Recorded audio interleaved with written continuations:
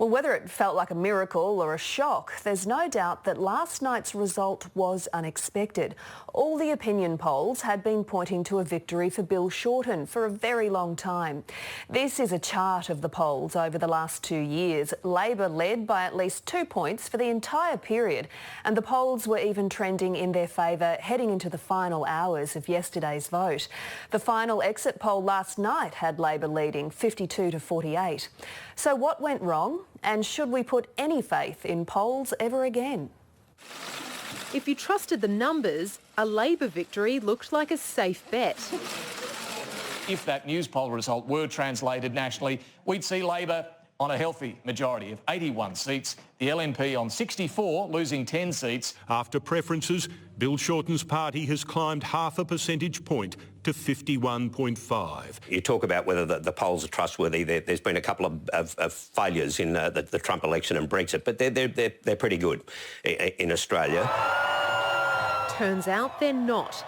Every poll got it wrong. Something's obviously gone really crook with the sampling, internally and externally. Everything else there. As the results came in, poll predictions were swept aside, and with them, media credibility. One of the reasons they do them is that we're getting a headline way of attracting sales or eyeballs on websites. And I think perhaps they might start thinking twice about using the methods if they're going to get bad results. Internal party polling appeared just as unreliable. Nationally, we knew that when the starter's gun for the election was called, we were behind. But at the same time, we were in this race. The truth is that clearly there's a major gap between what the polling was showing and what the outcome was. That's a matter for the polling companies to examine. Part of that examination will look at polling methodology. The reason that it's hard to do good telephone polling is because the old white pages, the phone book, doesn't exist anymore. Instead, companies have developed techniques like robocalls and online chats, but it's the first time they've been this inaccurate. The only polls you can trust, ironically, are the ones who've suffered most. The news poll, up until this last one, has got every federal election right. While the final numbers in Parliament are similar to 2016, this result feels very different.